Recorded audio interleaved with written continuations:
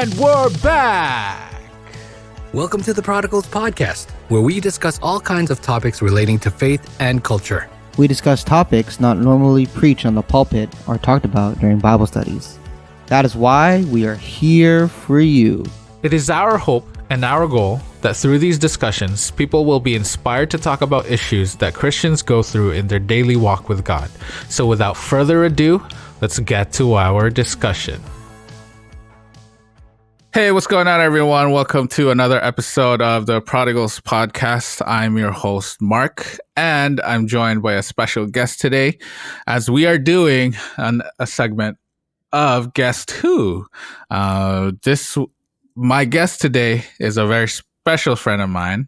I'll tell you later on about our experiences together, but please welcome Moses Siwale. Welcome, Moses. Thank you, Marc. Thank you. Excited to be here. Excited to see you. So happy. And once again, congratulations for Joshua Alexander. Thank you. So let me just give a brief introduction on how we met. Pretty much, I went to the Philippines to study in Adventist University of the Philippines in the College of Theology to get my theology degree. And when I was there, I think it was my first semester. I noticed this guy walking around. You can see he's black, right? But then I was like, what the heck? When I heard him talking, it was fully fluent Tagalog, fluent Filipino. I was like, who is this guy? And then later on, we just became friends, good friends. We fell into the same crew of people, and I'm not gonna say what we call ourselves, but we're pretty much they're not ready. But it's just we're a group of theology students who just like got along together, and we did some projects together. We went to some voice of youths together, and we just got things done. It's just like a really well-oiled machine. There was the organizers, and there were the musicians, and there were preachers, and yeah, there were people who got along well with other people, so they would be the ones who were good at talking to strangers, and that's how the College of Theology is how we met, and we took many classes together. Although I think you graduated. Yes. Right at the year after me, because I had some classes ahead of you. So, and you also wanted to take your time, right? Like you didn't want to be stressed. I was really stressed to try to finish in 4 years. But yeah, it's really good to see you and hear you and talk to you. And we're going to get into your job title and your position within the church right now, because you are a pastor, you're a full-time minister. So yeah, and I just want to ask you, who is Moses Siwale? Just give us a brief background and what you're doing, your passions, your interests, and what makes you you. Thank you, Marc. And before we get into that, like it's amazing how our friendship, and not only just us, also how other theologians, as you mentioned, are included, right? Like some from Myanmar, others from like China, Malaysia, Hong Kong, India. And how our group expanded. Like I really love that diversity amongst our group. And And actually, another thing that we bonded over was Christian contemporary music, right? And exactly. In a world where that was frowned upon and that was viewed as, not godly, not heavenly. We about like the fourth beat being what the second and fourth beat being demonic. We bonded over Christian like worship, Right. And Worship. then you were a part of the original worship circle crew. Wow. So that was another really crucial experience in college. It's just you people worshiping together Together. outside of the campus, and that was really good. And had to rush in within the night before we get like into Before what's that 10 like p.m. infraction for Yeah, what for before worshiping infraction. outside. Yeah. Friday night. Or Yeah. So what about the KFC experience, right? The best activities KFC around. experience. Yeah, it was just Man, a really like for the KFC experience. We just just wanted to share. We were there was a really conservative student, and then we told him we were going to KFC for lunch, and then he's like, "Oh, you guys are the best. You guys are just the best Adventists around here," in a judgmental tone. so we just look at each other and we just laugh about it. We just, yeah, it was really fun experiences. Yeah, that was really fun. Yeah, so let's just get back to you. Who are you? What makes you So you? what makes me me? So Moses Siwale is the son of the man, the myth, the legend, Blandon Siwale and Blandon Severina Siwale. Siwale. So you're So half Filipino, right? So that's why you exactly. were. And then your And dad's from Zambia. Zambia. So they met here in Greece and we were born and raised here in Greece. So, like just to add about some few facts about me earlier, it's interesting that when I went to the Philippines, I wasn't like completely fluent in Tagalog. So what I did to enhance my communication skills, okay, of course, we had to go through Filipino 1, 2, and 3, right? But then after that, that was one of the most interesting experiences ever. And like from because when I went there, I knew already few words of like Tagalog words, and then like going through those classes, I learned how to form sentences and how to communicate. But Mhm. the funny thing is, out of the classes, I would go to the cafeteria, I would go to the balibago, and I would just try to practice, even though I didn't understood completely what they were telling me. And then, I was telling them in Wow. English, excuse me, or I'm sorry, can you translate that in, like, can you please tell me that in English? And then, Uh-huh. like that kept on going and coming. And I give a lot of credit to my good friends back in the AUP store. I mean, one time instead of saying, Alika, like, instead of saying, Alika, mag-usap tayo, like, let's talk, I went there and said, Alika, like, magsalita tayo. Let's it's just And like salita just means to speak. So let's, to it's speak. not me. It doesn't mean let's talk to each other. It just means let's So, randomly talk. exactly, just randomly talk. But then, yeah, going back to me, Moses Siwale, son of Blanton Siwale and Severina Siwale. I'm the middle child amongst two sisters, and Miriam and Irene.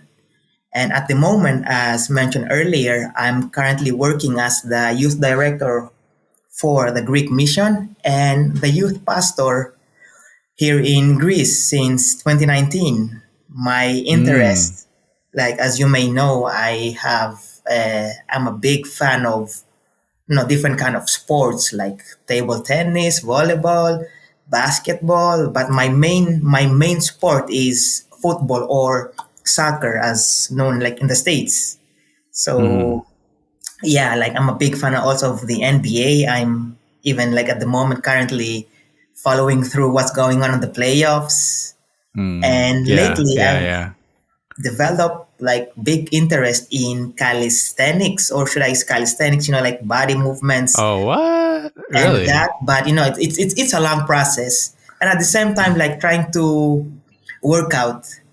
So yeah, other interests that I have is those road trips to different lakes with my friends over here, hiking, nature walking, swimming, and all that. Mm. But one of my passions is what is, like developing and adapting this habit of listening to the story, becoming a listener rather than a talker. So, like I go to different friends I haven't seen in a long time. And so I just want to listen. What was their experience through COVID times or during COVID times? Has this experience taught you anything? So yeah, because there's beauty in everyone's story, right? So that's a habit I'm developing right now. Wow. Sadly, you won't be able to practice that here because I'll be the one doing the listening and answering questions. You'll be the one talking.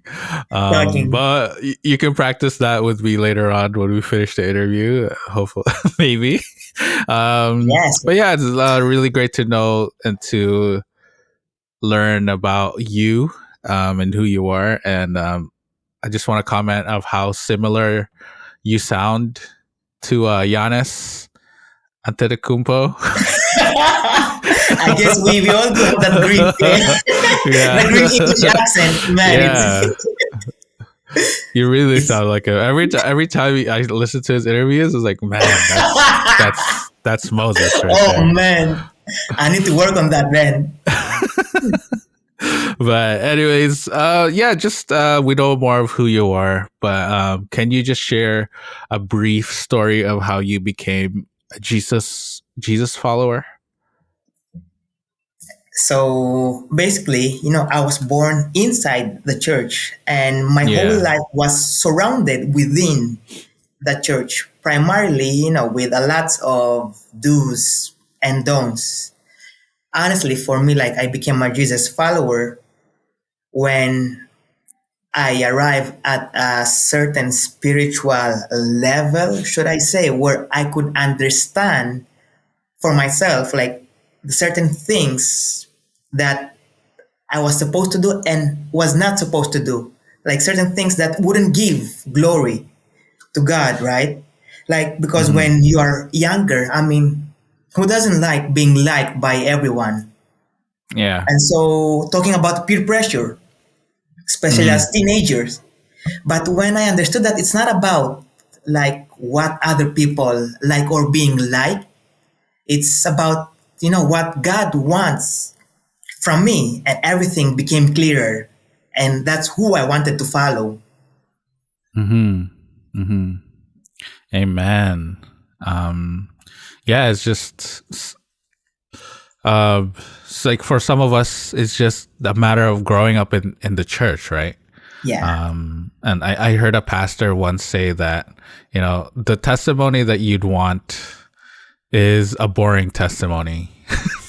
I'm not saying that yours is a boring testimony, but I'm just saying that, like it's beautiful. It's a beautiful story of how your parents were able to bring you up in the church in a way where, of course, you're going to have your rebellious nature, but exactly. For you to grow up in the church and stay in the church and find your faith within the church and while growing up in the church, that's just a testimony of how your parents brought you up and the faith that they exemplified, that you were able to, find Jesus within the church, because that's really, really hard to do. And I think that's like one of the more rarer forms of testimonies is the ones that, oh yeah, I grew up in the church and I found my faith in the church. Because I'd say that's rare, because let's say you grow up in the church, not everyone becomes a Jesus follower, even though they stay in church their whole life. Exactly. Right? Like not everyone finds their testimony. Not everyone finds their testimony in the church, even though they were in the church the whole time. They're in the church, but it doesn't mean that they were saved, right? That they have a saving relationship with Jesus. And so what I was talking about is that you don't need to go through drugs. You don't need to like go into those join gangs and all those really dramatic stories for you to find Jesus, the more beautiful, like it's also as beautiful as, you know, your parents raising you into a Jesus follower. And that's a really beautiful story.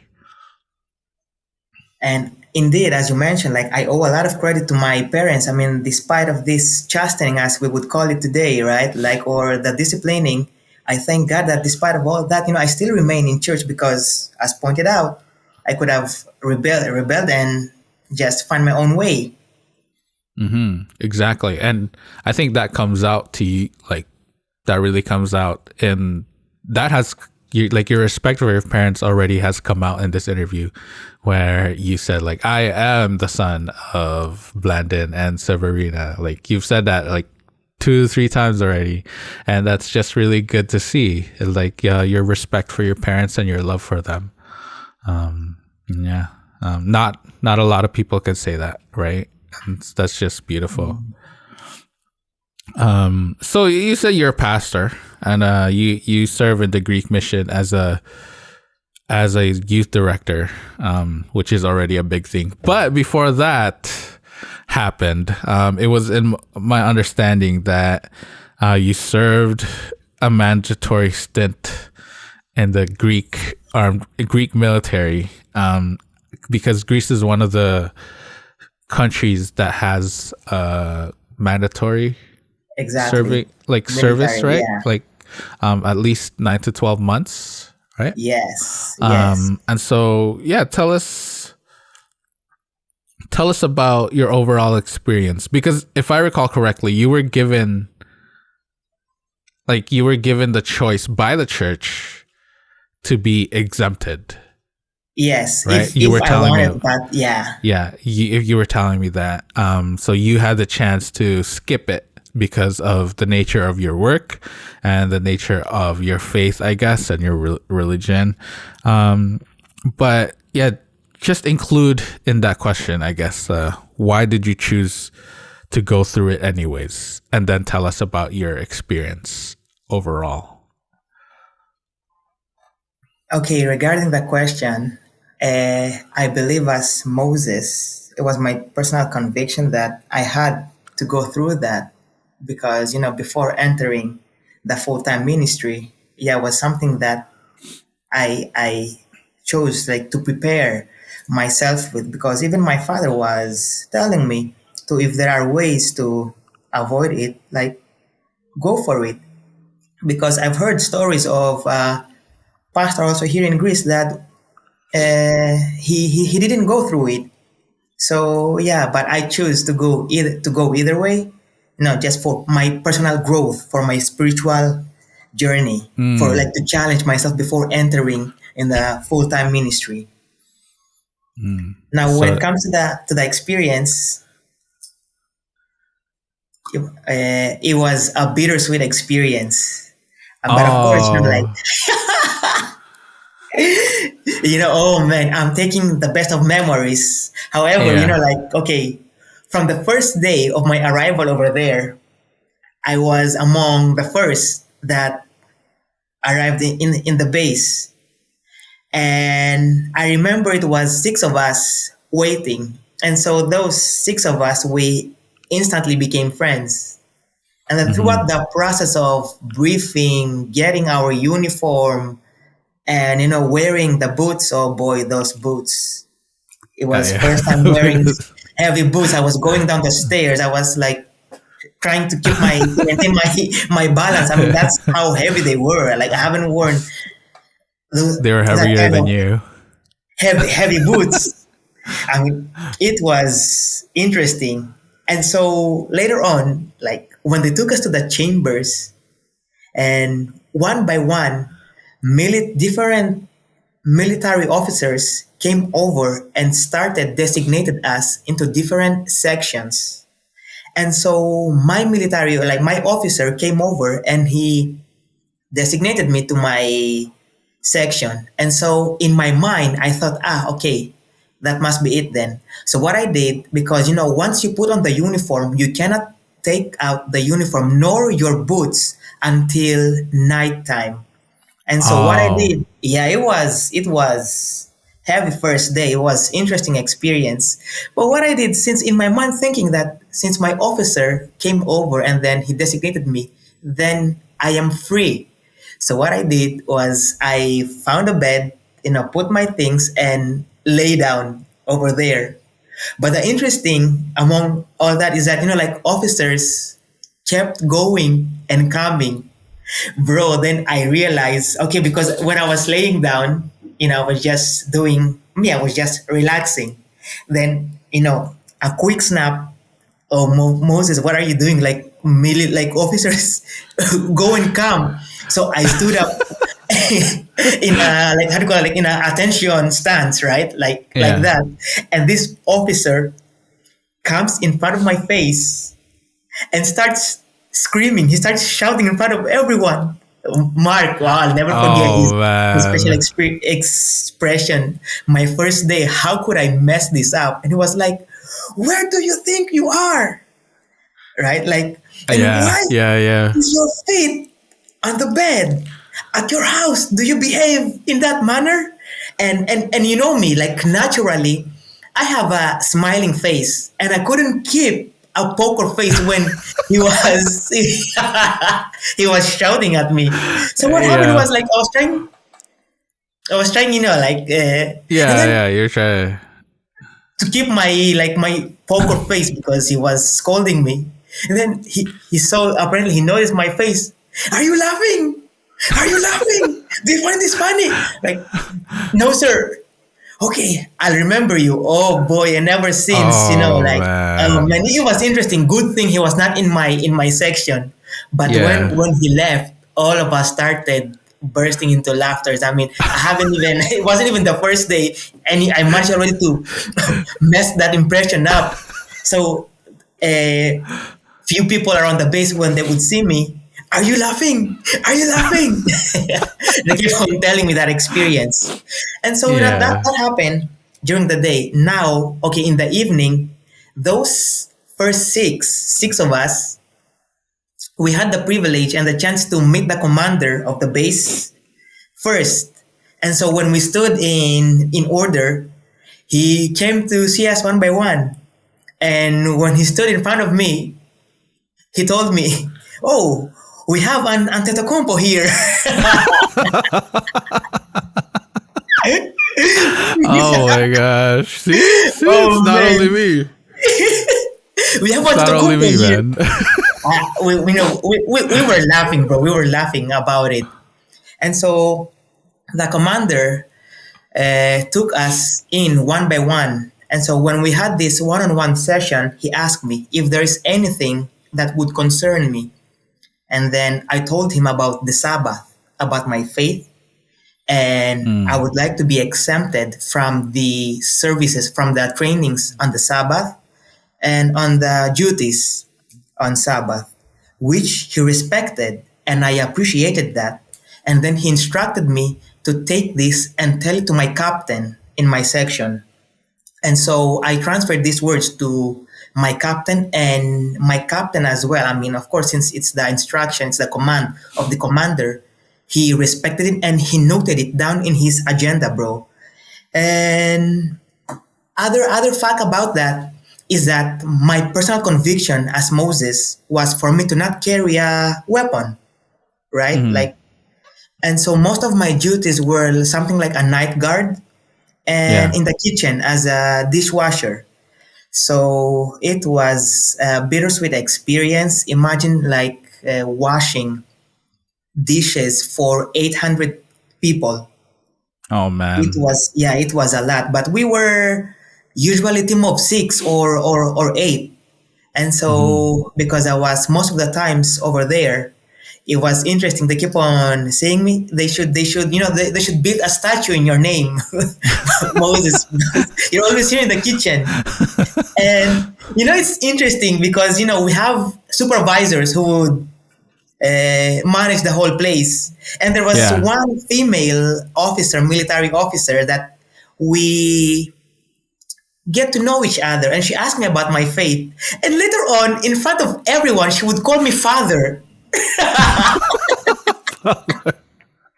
Father Like a Moses, Reverend It's like calling me Moses. Moses or like Soldier Siwale. Father, can you please come over? And everybody was why is she referring to him as a father? Is he a priest? Oh And man, so that's somehow, like my reputation scattered around the base as, like as a theologian, as a pastor and father. So Father it was, Moses. yeah. And how do you call that? Like, another interesting about that is that, our base is half a mile away from the gate. Yeah. Okay. So, okay, so it was quite a walking distance going and coming every time we would go outside on our days off, on our day offs. And then what happened was I met people in the gate from different bases, from different like military, and a different unit. And so when I got to know them, I appreciated that. Okay, now every time you would see me in the gate, you would come, greet me, and then leave. I remember because we have to queue up for identification purposes, right? But Yeah. once you see me, you you just leave like a thin air. Oh, I appreciated that. So I enjoyed that privilege, should I say? So yeah, like those are few of the moments that I kept with me. That's great to hear. And from the pictures that you were posting, I was like, this guy's when you were going through it and you were able to post pictures while in camp, right? And I was just like, wow, this guy seems like he's having fun. But I was scared. Like I was scared because I snuck my cell phone. I placed it inside my socks, and the socks later on I placed it inside my shoes, inside my my bag in case they would search. Because back then they said that it was not appropriate, it was prohibited. But Really? And I carried like a phone that had no camera. I had two phones. Oh, okay. So misdirection. But then my real phone with my camera was inside my socks, and yeah. Oh man, that is so funny. But it's really admirable that you went through with it because, like even though you had the potential to be exempted, that you wanted to go through it because you wanted to grow as a person, and also like just serving your country in that way is good, right? Yeah, that's really respectable, what you did, and admirable. Yeah, that seems like a good experience, and I believe that God grew you through that. And from what you were telling me, hopefully that your presence there as a theologian, as a father, as a minister, planted some seeds in some people's hearts, right? That they would later, who knows, later on, like maybe your influence played a part in their potential salvation, right? Yeah. I love the fact that, when I went there, when I arrived there, Mark, I arrived there with the mentality to be ready that I would face racism, right? Like, but thank God, when I went there throughout the 8 months that I stayed there, not even a single like instance that it happened. Because, I what I took away with me over there is that people love the different. I appreciated that they valued me for who I was rather than the color of my skin. Obviously, I'll never forget like the words of one of the officers when I was about to leave, when I was doing my clearance over there. He told me, now that you are leaving, it was nice having you this past 8 months over here because, you added color in, you added color in like literally and in metaphorical way. And you added color over here. And, it's sad to see you go, but, I wish you the best. Those were the words of an officer. But Wow. however, Furthermore, like adding into that, I cannot go without mentioning as well as the challenge that I faced over there regarding the Sabbath. Ooh, it was okay. It was during summer, and my how do you call it? Like my graduation, like was approaching. My dismissal, okay, was approaching, and at that period of moment, it was actually like during Easter break, and during Easter break, what happens is they divide the soldiers in two groups because like the first group will live the first 7 days and the rest of the group will live the following 7 days because if everyone leaves, then who will remain to serve. And so when that happened, what happened was the duties, of course, like the numbers doubled since half of the base left. And so every day,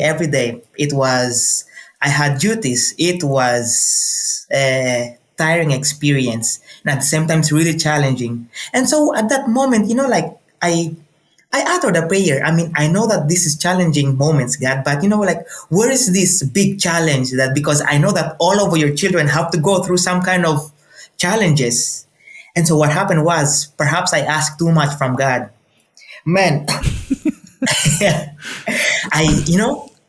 usually the duties come out on Friday regarding the following week. But for some reason, the duties on that day, it was Thursday, were already out on the board. And I noticed that my name was placed on the Sabbath day. And so, I took the paper and I went to the office and I told them there must be a mistake over here because, I don't do duties on Sabbath. And, that officer just looked at me in the face and he was like, this expression is a Greek expression, like, what am I supposed to do? Like, that's what we have. That's what can be done. I cannot do anything. And, the interesting fact about this officer is that he was the lowest in the rank regarding this matter. I mean, imagine, because I pointed out that the commander knows about this. My captain knows about this. The first sergeant, when similar occasion happened, he took this paper and he went by himself in the office of duties and he changed and he put it on a different day. And now this lowest ranking officer looked at me and I can't do anything about it, while he know that his superiors would have wrote it down in their notes. And there was like the secretary who even took out the note and showed it to him. He's right. The captain instructed and wrote it down. So he could have taken that and went to the office, but he did nothing about that. So bro, I told him, okay, if nothing will change, I am not going to do this duty, even if I have to face the consequences. And he looks at me. Really? Yes. I was dead serious about my faith, bro. I was dead serious. And then, I went back to my chambers. And then, he came after me and he started asking me, why wouldn't I go to the duty first and then in the afternoon would go to the services because, we had also afternoon programs in the church. I was blessed enough to be assigned in a place where 30 minutes away was our church in Caterini, in Northside. Oh, okay. Oh, so, nice. Exactly. It was such a blessing experience. Every Sabbath in the mornings, I was out and attending the services, the church services. And so he gave me that option. And I told him respectfully, I can't do that because at the moment you're telling me to compromise my faith and I don't play with my faith because when other similar occasion appears, you will tell me that I did that the other time. He started fuming, getting upset that he couldn't accept the fact that a soldier would say no to his superiority. And Yeah. so that went on, and I went to my chambers. So as I was going through my phone, he comes over and he used such a derogative language, Mark. Man, put your phone away before I everything up over here. So Oh wow. yeah. And so I put my phone away, and then, okay, your duty has changed. From Saturday, it went to Sunday. And I think, thank you so much. Thank you very much. But take note of this day, he told me. From now onwards, I will be your worst nightmare. Oh That's what my he told me. gosh. For real, bro. There were other soldiers inside the room and other soldiers like in the showers and heard that. He threatened me. And bro, that guy every day would put me to clean like the CR, bro, like the comfort Oh room. man. Man, it was a Yeah. challenging experience. So it was, like, what is this?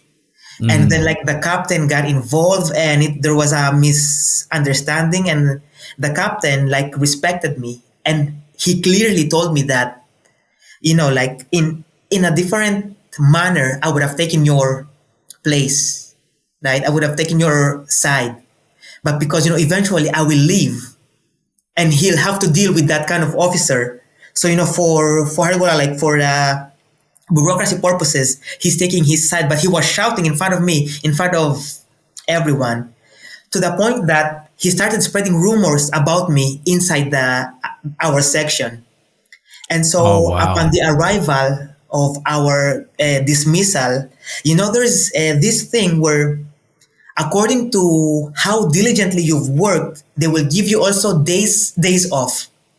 And so because I was diligent in the kitchen, they promised me honorary like leave. So instead of me leaving on 12, I can leave earlier than that, 2 weeks prior.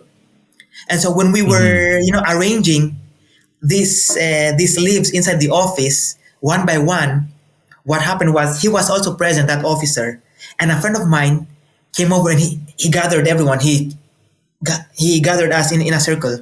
Man, I think we need to do something about this guy, like, because like he said, give to everyone. He was the lowest ranking, even though my captain was present. Give everyone, but don't give Moses any honorary leaves. That's what he said. What? Exactly, man. I was blackballed, bro. I was blackballed by him. So to cut the story short, this also reached up to the kitchen because they told me, before you leave, come over and we will call down your office, your section. So we will add more leaves according to the work that you've done.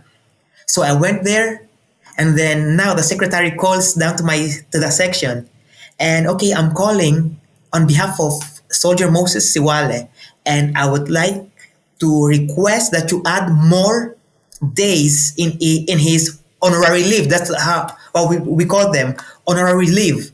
And then for some reason it was him who answered the phone. I mean, we have also a secretary. I mean, what kind of challenge is this, bro? Man.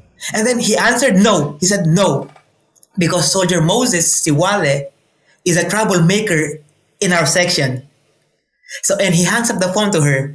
And so she hangs the phone and she looks at me like, did anything happen like in like in your section?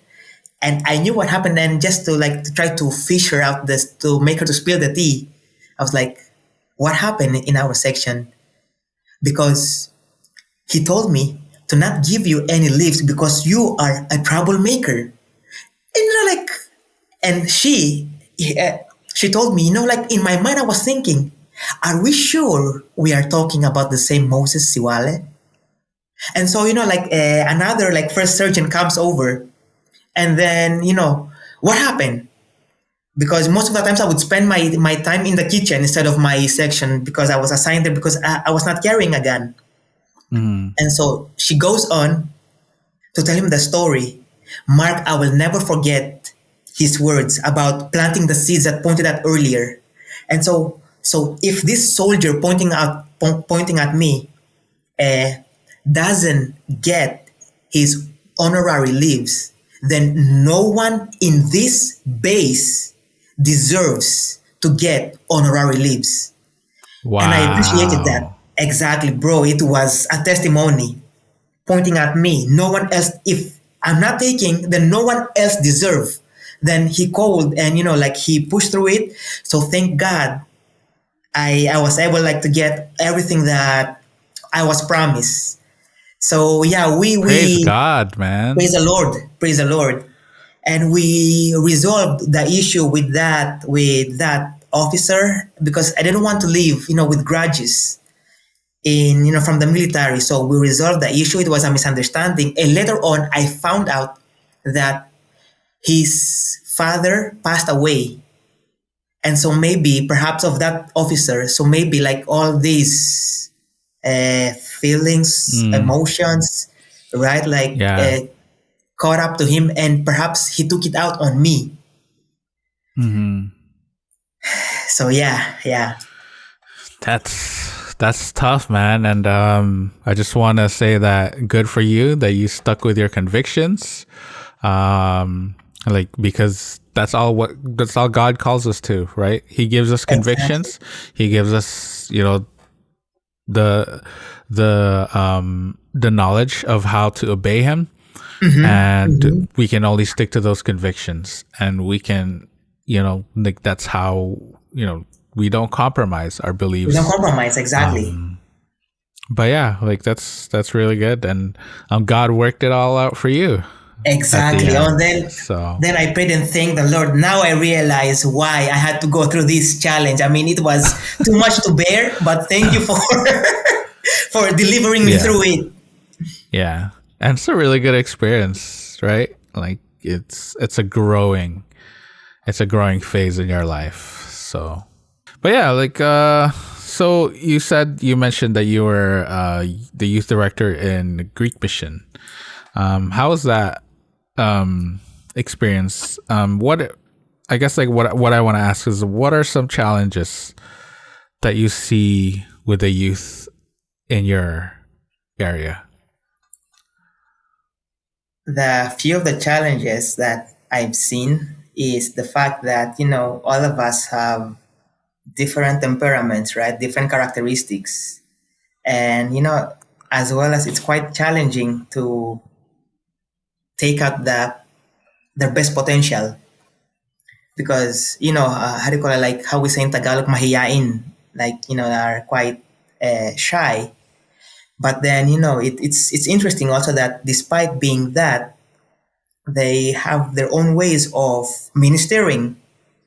Another challenge that I've seen is the fact that it's different like age groups, and I'm still trying to find a way in balancing that, because we can have the youngest as 16 up to the eldest that is maybe 32. So you can see there like the difference of ages, right?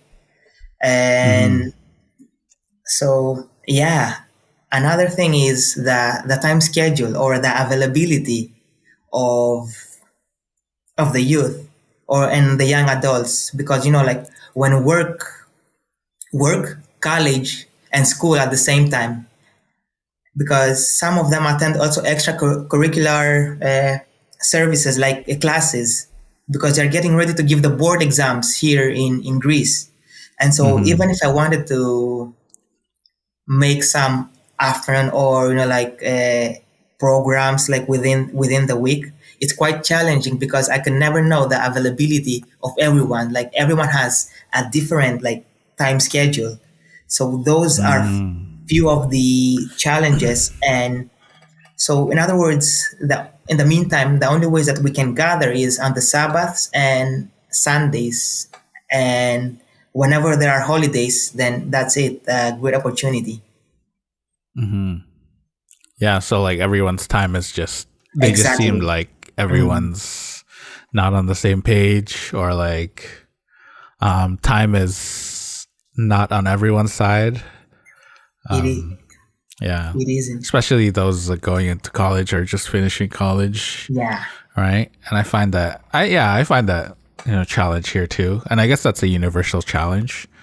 Like for everyone to just, like how can we get the young people to live out church the rest of the week, right? Yeah, Exactly. that's definitely a challenge. But yeah, anything else? Any other challenges? But any other challenges? So in the meantime, those are among the few that, like our greatest, right, at the moment. Okay. And another challenge is sometimes that, okay, even though we're in Athens, we live in different like areas, right? And sometimes it's hard to decide a place where all of us can, can go and have some great time. It's always a challenge as well because, like there are young people who live near the airport, which is almost an hour away from here. And so they have to go through different subways and all that. So yeah, the area. Yeah. Yeah, that's that's difficult too, right? Not only are they crunched with time, it's just they also like when they have time, they live so far away that it'll take time to get to where you are. But yeah, that seems like like really challenging things. But let's focus on the more encouraging things. What are you seeing? What are some encouraging signs that you see with the youth? Their personal growth in terms of the initiatives that they are taking, and I really found that encouraging. The leadership skill set that some are portraying, because from time to time I have to attend also some seminars or some meetings outside Athens, and so I really appreciate when there are few I've noticed that have these leadership attributes.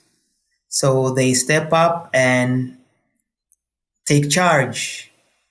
And that's really encouraging to see that, because sometimes, like how Moses was, where he took everything on himself, and, Jethro had to tell him, you need to delegate. And it's something that I'm right now, after seeing that, I'm delegating now different responsibilities or like missions to some of the young people, and it's really encouraging. That's great.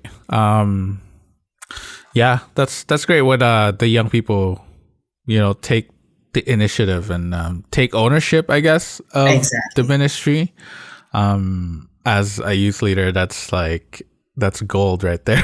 It's like when you don't have to be the one to do the pulling. You don't have to pull everyone to just to get them to like, come on, let's do Bible study, or come on, let's do, or like you don't have to keep pulling someone's like, hey, can you do this? Can I trust you to do this? Or like, can you please? It's like, no, it's gold when someone just says like, hey, like, what can I do? Or like let's do this, or like let's like even the idea of just giving out ideas, right? That's big. That's big for a youth leader. That's big for a youth pastor, because that shows you that they want to do something, right? So, and I keep on pointing that out, man. Even like the point of trying for me is enough. Just try. And everything you need, I'll be here. I'll assist however I can. That's really encouraging that that they've taken the initiative and they've taken ownership of their ministries and church. So yeah, that's exciting. But also, what's exciting is I've seen that one of your bigger projects is starting a church for young people, and I feel, and I think like Eunice, like our mutual friend, also mentioned this in her interview, is that she's also involved in that the new church that you're starting. So how is that going? The process is smooth. Okay, the division president, Trans-European division president came over and he prayed over us, like dedicated us for this project. And then he instructed me, like he told me I should get the youth directors division to come over here because, I don't know what did he see, like what the president see, but then he should tell the young to come over here immediately. So yeah, that's like, so even though sometimes we cannot see, for example, the fruit of our own labor, but it's always encouraging when external factors appreciate the work that we have put for God. Yeah. So what are some challenges that you faced in that? Like because any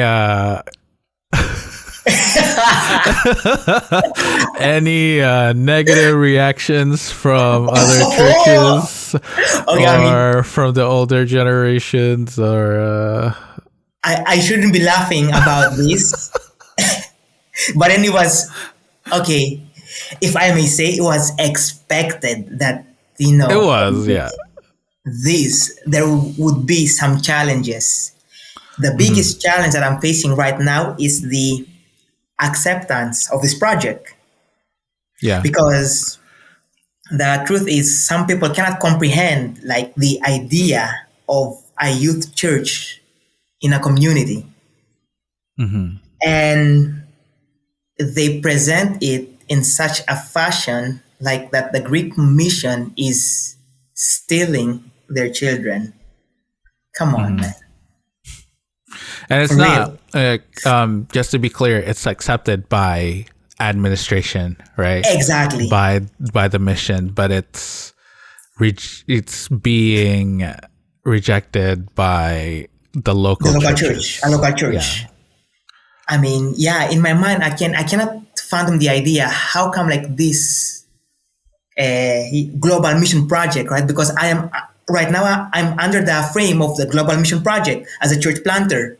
Like this project is accepted by the division, by the mission, and then like some people going around and portraying this as stealing, stealing their children. Because in reality, if you count down like the membership of supposedly those stealing, if I may say, it's 4 to 5 young people that are not young people anymore. They're young adults, actually. So yeah, I think the misconception about the term of youth is maybe they've seen that we will never grow, or we're still perhaps children in their eyes. Yeah. And so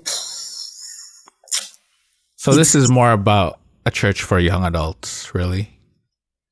Like it's youth / young adults, because one of the challenges is the different ranges of ages, and so it's trying to find the balance where like the communication or the message is understandable by everyone. Yeah. And I mean, for you to give an example, like last month, the month of April, it was a busy in terms of service. In terms of service, it was a busy and a blessing month for our venue, because we scheduled it in such a way where every other Sabbath we would go and we would visit different churches, several churches, and we would handle the worship. Like Eunice and her team would prepare songs and they would go there and sing, and people were blessed. Glory to God for that, and keep on asking us to come back and to come back. And on the other hand, some people, coincidentally, like start going around calling people and asking them or telling them or how come they go to those churches but can't come to us. I mean, is this like Like this? like they can't on a regular Saturday they can't go to the church, but they're willing to go to your church anytime. That Yeah, kind of something like that. Like how like we can sentimentality. go, yeah, from our church to go to visit other churches, but can't go regularly. For example, to Their that particular their home church, church. to their Their home home church. church, yeah. I mean, that says something more against their church, right? Exactly. Like, what are you doing to reach them? Like, what is causing them to, not go to your church and then willingly go to another one, To which another one. is also an Adventist one. It's not like they're going on a sun, like, on a, it's not But like they're going to a Sunday church or like a different denomination, or let's even say they're not going to a Seventh-day Baptist church. It's still like an Adventist church. that's the thing. But they can't see that picture, and for some reason, like for me, I mean, I would be happy knowing that my children are attending on a regular basis on a church Exactly. rather than Doesn't being matter what outside. Yeah, doesn't matter what church it is, as long as my exactly. my child finds belongingness in that church, I'll be happy. And such comments really, like, I mean, did and do bother me because Oh imagine man, I can picture I can picture you. some like, but then some of these comments, bro, like for you to imagine, okay, this issue reached to one of our summer camp donors who Oh lives wow. in the States. He's from the States. And for Oh some reason, like what? this issue reached to his ears that he had to ask me about it. So you see the bigger picture here. Like if there was an Yeah. issue about it, why wouldn't they just these people come to me and ask me to resolve it? Why would they talk to other people about it? Mm-hmm. Like the Jesus Yeah. principle, right? The Matthew 18. Where is that? Mm-hmm. If you have an issue. Yeah. And why are they getting a donor involved? Like a donor Exactly. if you're a donor, you're gonna give money, like from the goodness of your heart, right? Yes. Yes.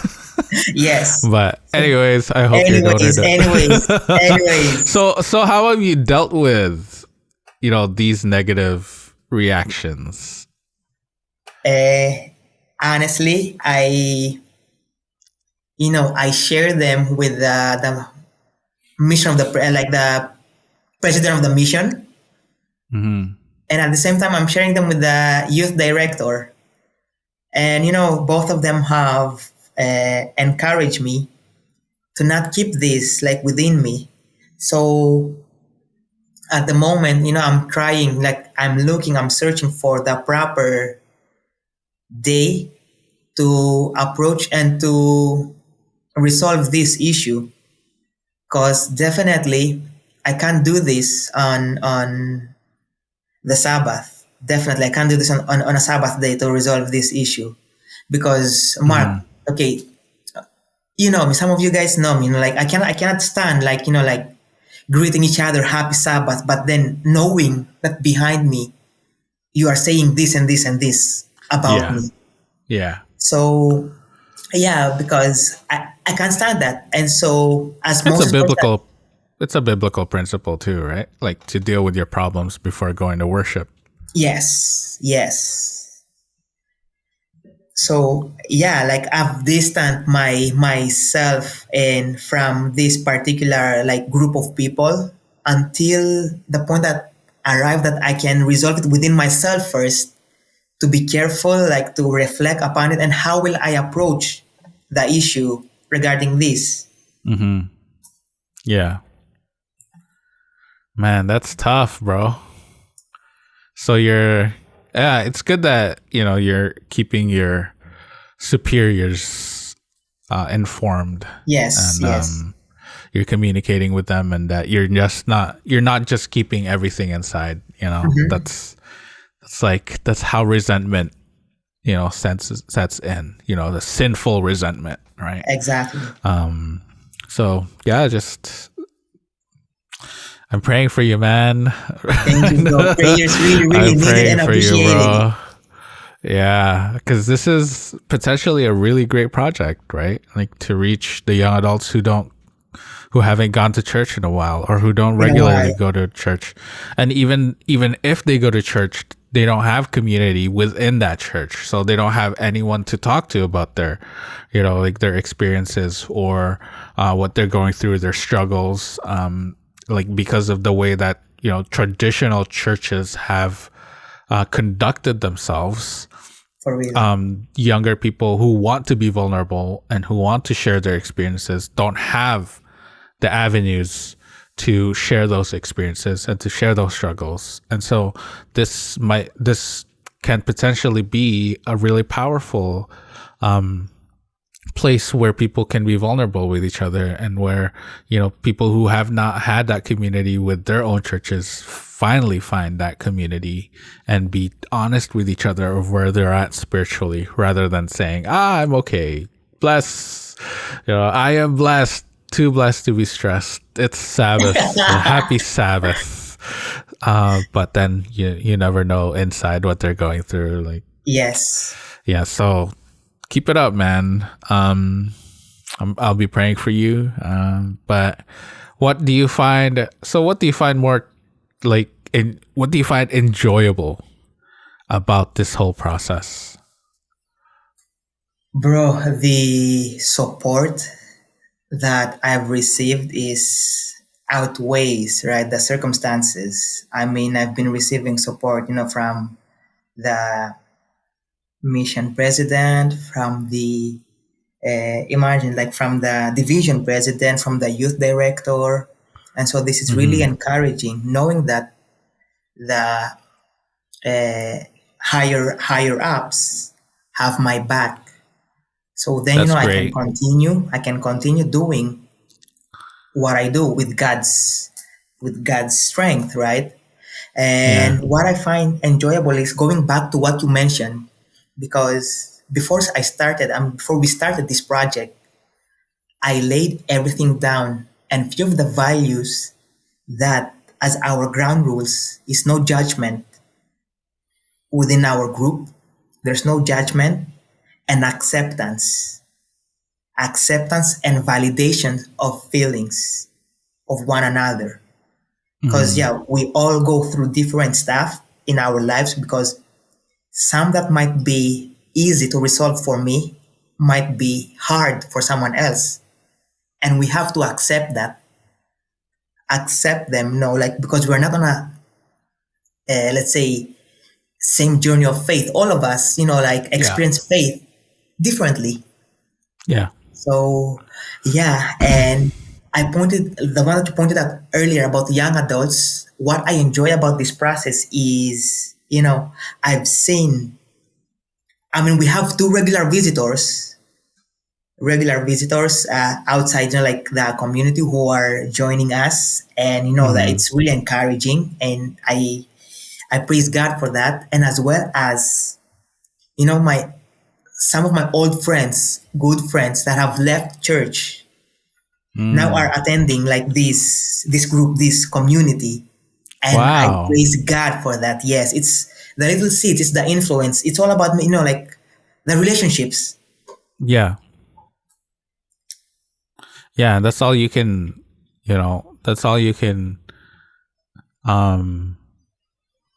emphasize, aside from the gospel. The gospel is first and foremost Jesus' death, sacrifice, and resurrection, and the hope that he gives us in his second coming is first and foremost. But also, that's like vertical relationship, right? A relationship with Jesus, but also horizontal relationship with each other.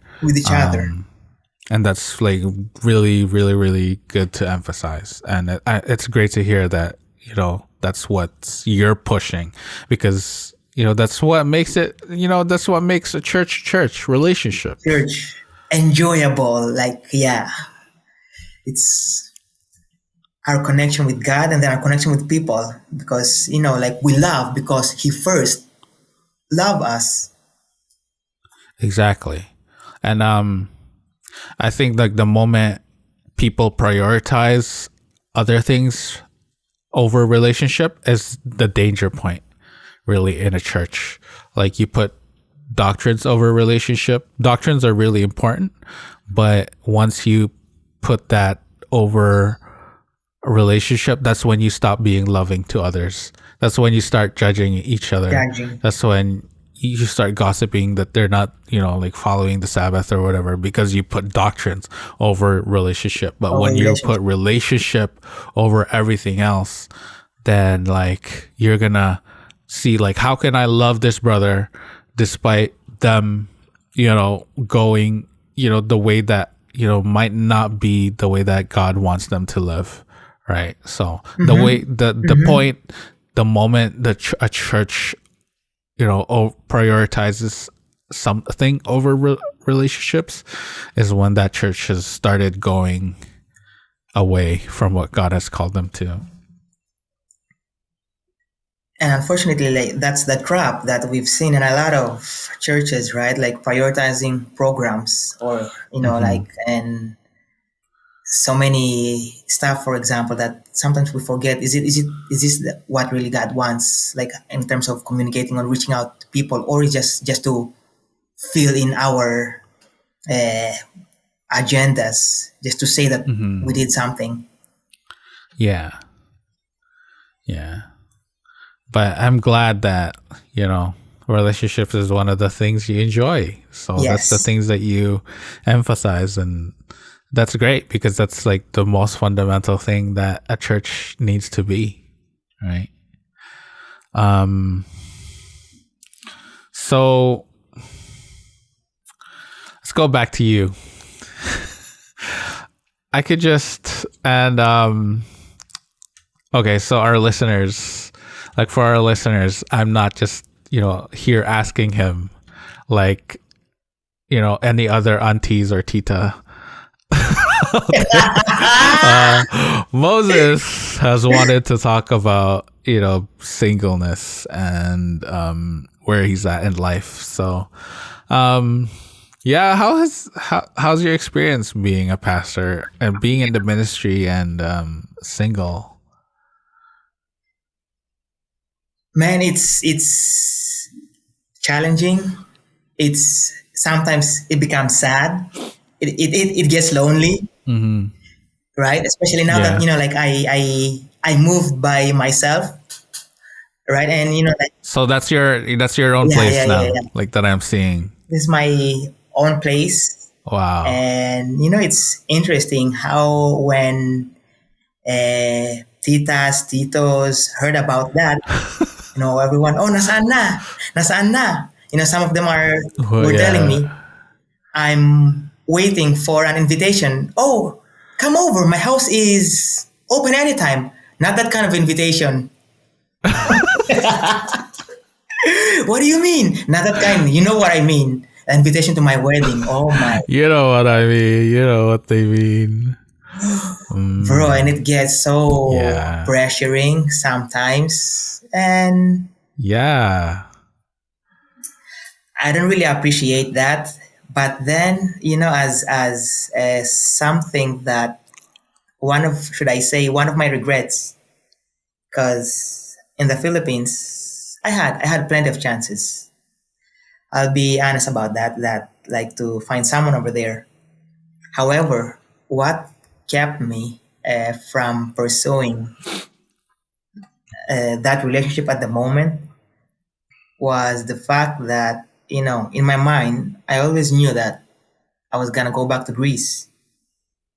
And so I was afraid, like perhaps I was afraid to ask her to move over or to see how would this relationship would go. And so my regret is that I never gave her the chance to decide for herself if she would want to move over in Greece at some point, Yeah. or because that's You never had the conversation. never had that kind of conversation. So the what if I had told her to come over, I'll never know that. I'll never know. And so ever since, I've been wrestling in my mind. So what if? And okay, I'll be honest with you. I have a lot of friends. I mean, and I have as well as female friends. And one of my phobia is that I feel like I will never, according to my female friends, no one will ever be too good to to be my should I say my partner. One of my phobias, because I had an experience. One of my good friends like criticized one of my ex, to the point that why didn't I let her know that I was in a relationship, exactly for this reason, for her not to be criticized. So you understand where I'm going at, that maybe, oh man, but that was one of my phobias, but I have to go through to face that eventually. I mean, regrets in life, I think we can either let them fuel our feeling of being failure, or we can either use it as a learning experience, right? So, like when people say, I have no regrets, like that's a lie. Like we all have regrets. We all run through life where it's like, oh, I should have done that better. Or if only I did this, and then my life would look so different right now. It's like we could just learn from them, right? And so, next time, like I know that you learned. Like I know you're a smart man. I know you're a wise man. So I know that you have learned the value of communication. And like next time that there's a lady, like you'd prioritize having a conversation rather than making that decision yourself. Myself, right? exactly. So it's a learning experience. It was a tough learning experience. But we also have a duty as a church to handle singleness better. Right? Yeah. To not like we have sort of idolized marriage to a point where we say that singleness is less than the ideal, right? Exactly. When that shouldn't be the case. Like, or even like we view singleness as just a stepping stone, or like just as a journey towards marriage. But that's not the case for other people, right? Like if we keep portraying that image as a church, what are we telling people who can't find anyone, or like people who have been called to singleness by God, that what they're living less than what the biblical idea is? No, that's like Paul even said it. If Apostle Paul, if it was up to me, everyone would be single. But that's his preference, because he knew that there are pros, like there are benefits within the church of being single in the ministry. I'm not saying like I'm not saying that you'll stay single forever, Moses, but I feel like you will find that someone.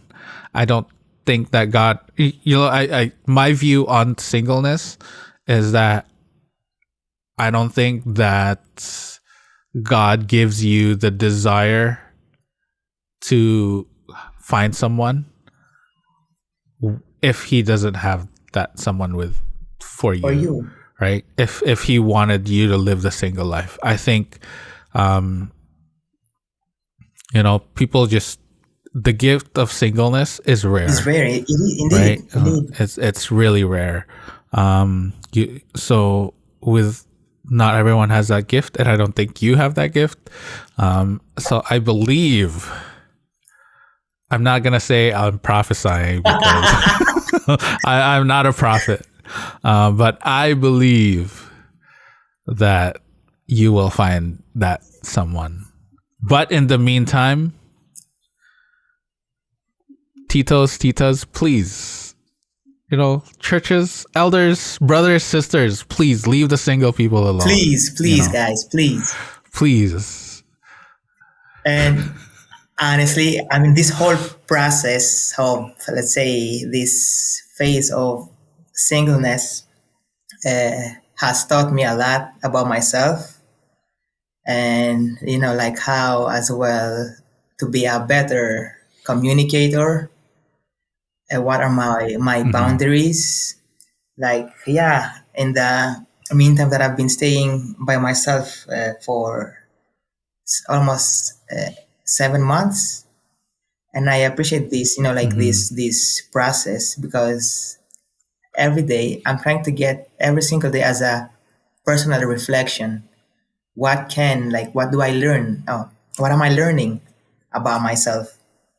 Because in preparation for for marriage, you never know, because if I cannot take care of myself, this is my principle, how am I supposed to take care of my wife? Yeah. And I believe that God is growing you in this season and growing that someone else in this season, and so that there will be a time when you meet each other, hopefully soon. Oh my goodness. we can only ask God, right? Exactly.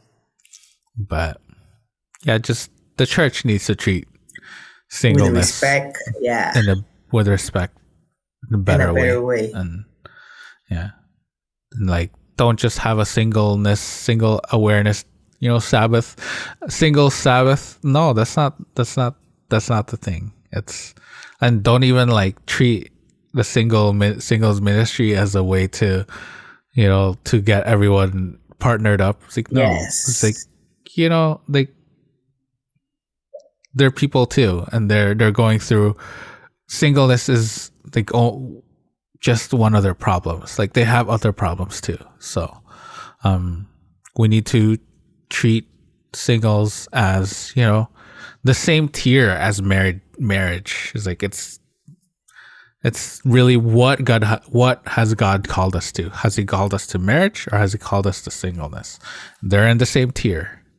Because it's really unfair, like, to judge other people according to our own standards, right? According to how we see them or view them or deem them, like, suitable with that person or that person within the church, not knowing that sometimes even that person, just because they're within the church, doesn't mean that they won't be, for example, if I may say, like, abusive, or you never know, just because under the scope of being of the same faith. That's such a big trap.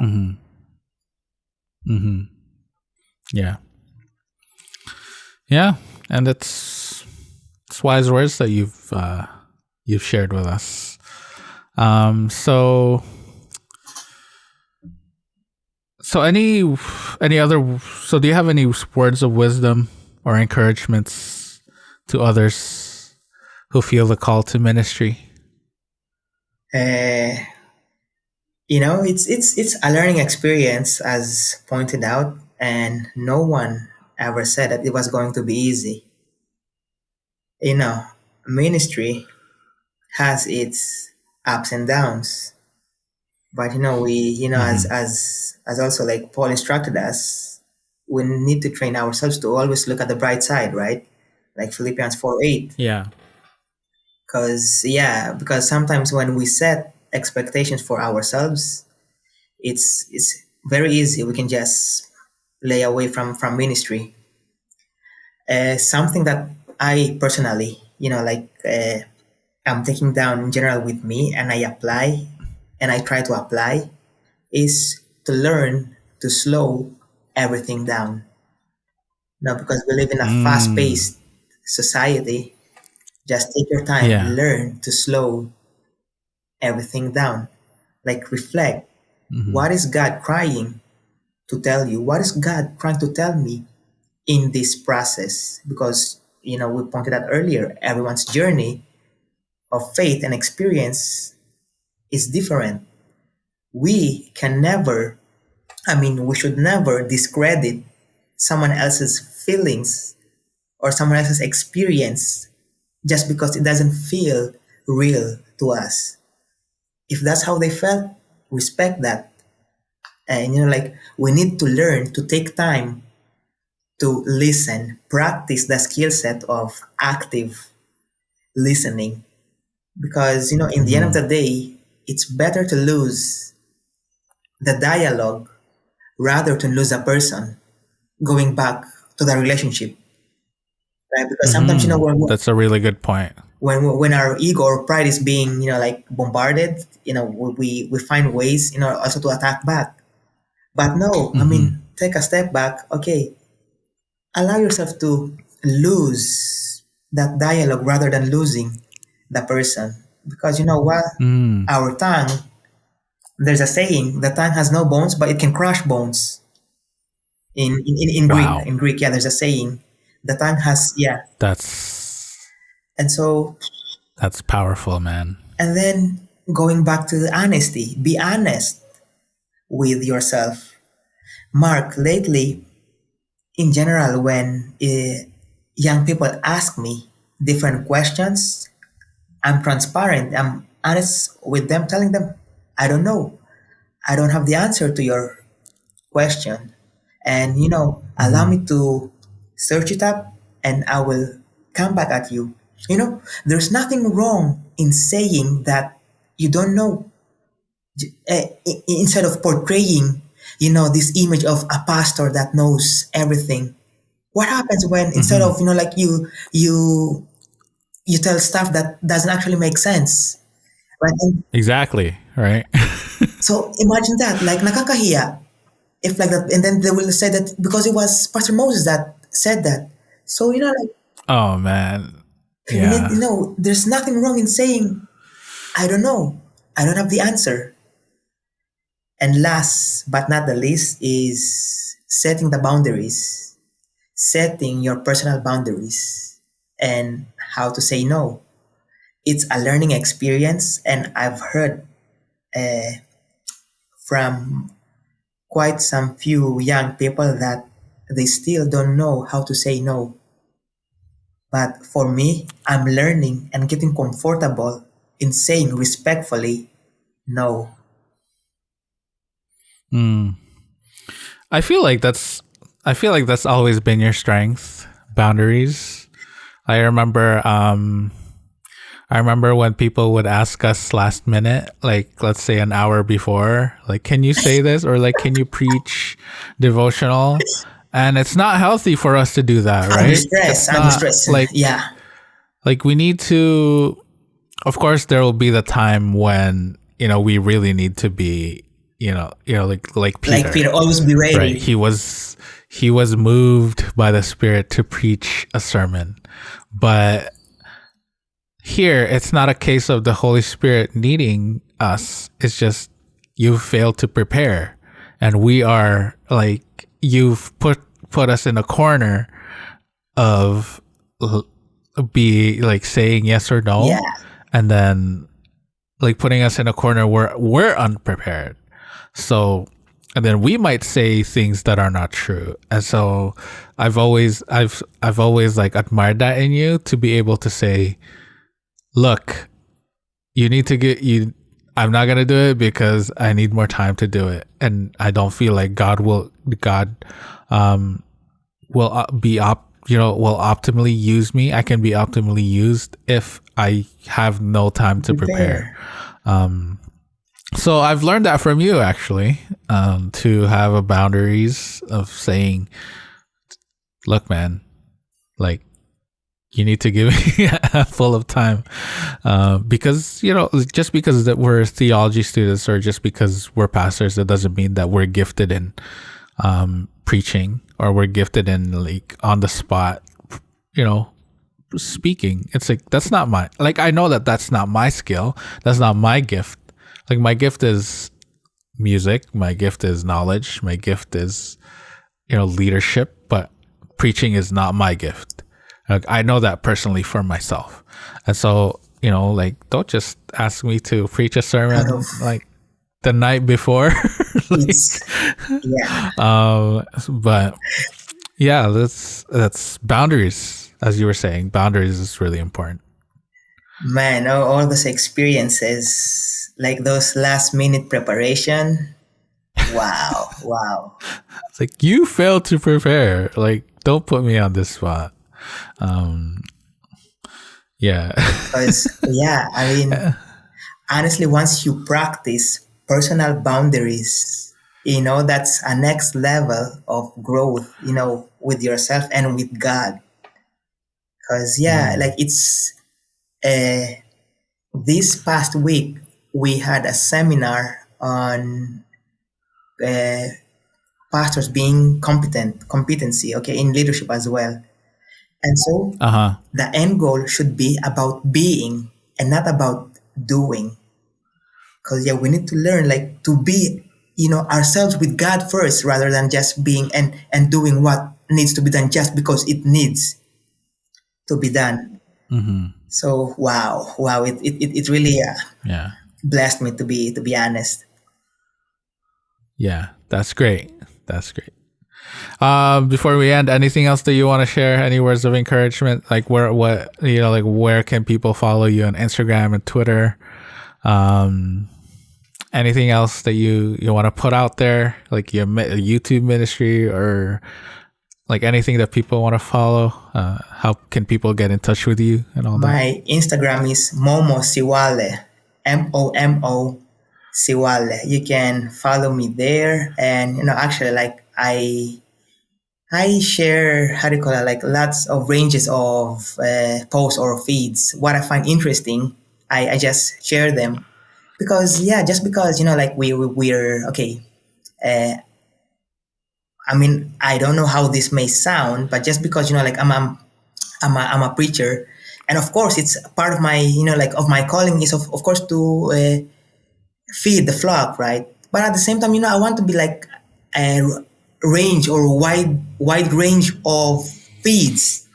Something encouraging, something about sports, something funny. Because I've been also like commented about some of the things that I post. But it's me. It's me being real me. It's me being a human being. And don't be I can like, people should not be afraid of being vulnerable, because there is beauty in vulnerability. Because like trying to put up this frame of being a perfect person, no, everything just gonna crumble down at some point. Be you in God's presence.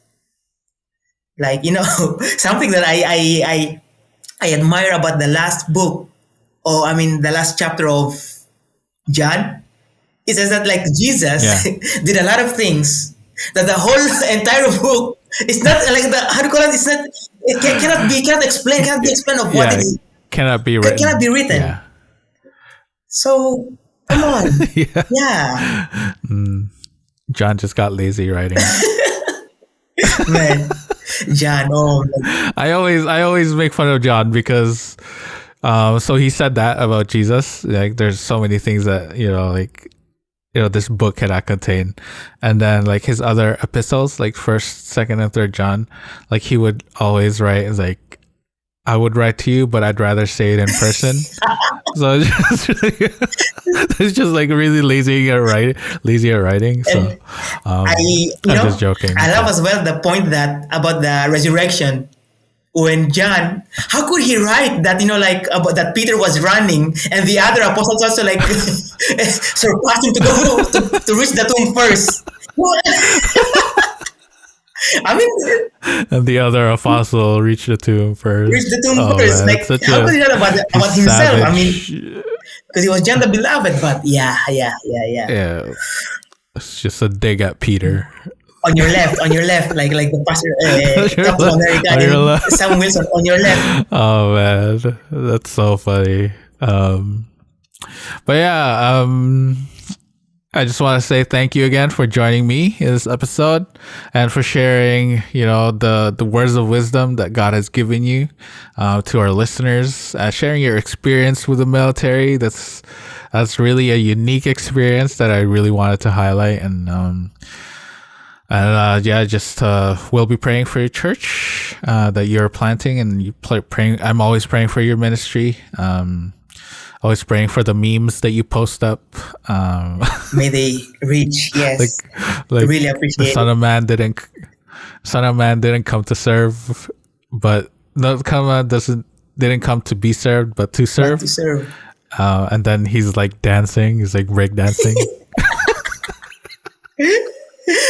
we had give the best moments. Marilyn Monroe. Marilyn Monroe. Yeah, it's just so funny. But yeah, thank you for just sharing your wisdom and your journey as a person, as a pastor, as a youth director, and we hope we pray and we hope you all the best in your ministry, and hopefully we can do this again, and in another episode we can discuss any other thing that you want to discuss. So